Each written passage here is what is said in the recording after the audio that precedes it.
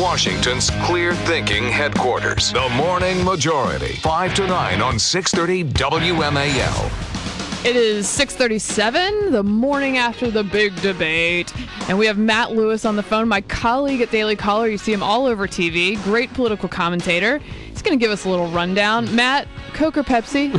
Diet Coke for me, but oh my goodness, outside the box. So crazy. Were you drunk last night? I know you guys had a drinking game going on in the Daily Caller. When you had what were some of the rules last night for the drinking game, by the way? Oh, geez. So here's one that's really fun to play along with. Anytime Newt Gingrich qualifies something with an adverb like fundamentally or shockingly. That's right. That's great. I loved that one. Yeah, he does. He likes to do that a lot.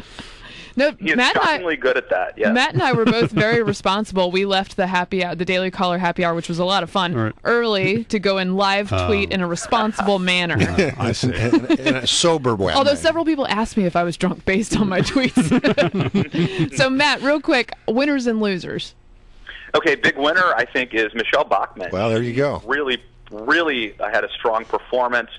If there was any question whether or not she is to be taken seriously, she answered it last night. She is for real. I think Mitt Romney was very polished and came across very well last night. He is now, without a doubt, the front runner, if there ever was a doubt. And I think the loser last night had to be Tim Pawlenty. He needed to score some points. He really looked, I think, weak when he refused to go after Mitt Romney on Obamacare. So, yeah, not looking good for Pawlenty. And I tell you, if Rick Perry's sitting out there thinking about getting in, he's even more encouraged today. And, Matt, what do you think the calculus is for Pawlenty? Is he thinking, like, we've got plenty of time to beat each other up? I'm going to take it. Is it just too much Minnesota nice? What's going on there? I don't know. That's a good question. I don't know whether it was a bad strategy or a lack of execution. Yeah. There is a strategy which says that Pawlenty can win by simply kind of receding into the background, waiting for other people to attack Romney, and then sort of being the last man standing. I think that's a bad strategy. More likely, I think what happened, frankly, is he just failed to execute. I think that, look, if you're going to attack Mitt Romney on Fox News Sunday, you got to bring it the next night. That's right. It looks weak if you don't. You, when we had you on last time after the first debate, you said that Herman Cain probably won the debate. Last night, I don't want to say he had the deer in the headlights, but it wasn't a strong performance for Herman Cain last night. Did you get the same feeling that I did? Yeah, I completely agree, and I don't think it's anything that Herman Cain necessarily did wrong. But I think what happened last time was, number one, nobody knew who Herman Cain was last time, and so I think he could really surprise them. When he showed up, and he is naturally, charismatic, I think a lot of people were shocked at how good he was.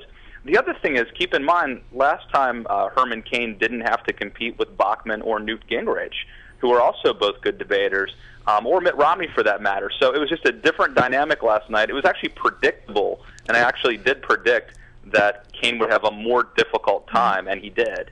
Matt, I tend to agree with everything that you've said, but I keep looking at this sort of in a broader view, and that is, when you have these opportunities to have a debate and all your opponents are there in one room, if you can take that really great line or that really funny line and you can just sort of knock it out of the park, it's a real opportunity for you. And I didn't see that last night, and I also didn't see the opposite. I didn't see anybody completely melt down. Is that your sense? Yeah, I think you're right. I mean, I think that clearly there were clear winners. I think Bachmann and Romney clearly won. The people who lost, and I put that in quotes, lost because they failed to seize an opportunity, not because they committed a gaffe. And so I think that Pawlenty's the biggest loser. He really needed to seize the moment. He did not. I think Cain loses last night. It's not devastating. It's not a game ender for him, but he had a chance to build on the momentum, and he just missed that opportunity. Well, and he also had his TARP support brought up, which for his core audience, that was probably something they did not know about. Mm-hmm. And he drew a distinction between GM bailouts, AIG bailouts, and the TARP, but that was probably an interesting factoid for a lot of his supporters. And the Muslim question, too, which last debate, I think, was not asked at all of Herman Cain. So he was playing defense a little bit last night. And that's what happens when you're in the big league. I thought the line of the night came from Newt Gingrich when he called it an Obama depression. I thought that was aggressive from Newt off the get-go, and I kind of like that. Yeah, he actually mentioned, I think, the word depression at least 3 times on 2 different occasions. Fundamentally depressed. And I think you're right. I think there was a chance that could have become the headline, and it just didn't.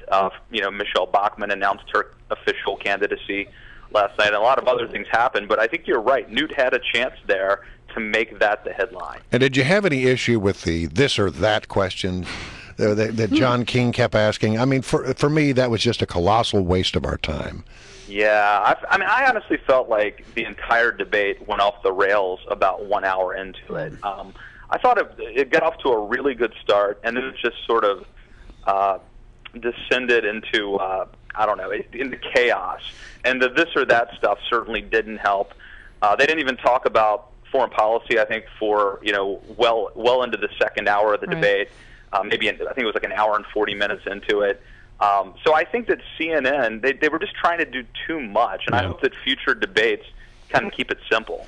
But you know what? When they did get to national security issues, it was Mitt Romney who said that people don't want to talk about this right now. They want to talk about the first national security issue was don't ask, don't tell. And somebody should have just smacked him down and said, dude, we were in 3 hot wars. We're going to talk about this. And, CNN, I really feel like, again, this all happened after the first hour, but they really got into what I would call wedge issues, that it's sort of like the thing, raise your hand if you believe in evolution. Right. It was just a series of, don't ask, don't tell, and immigration, and also these social issues, which, are important, but frankly, they're not really driving the conversation today, and they tend, I think that they're asked to make conservatives look fringy, in my opinion. All right, Matt. Good to talk to you. Thanks for getting up. We appreciate it. My pleasure. Thanks for having me. Matt Lewis of the Daily.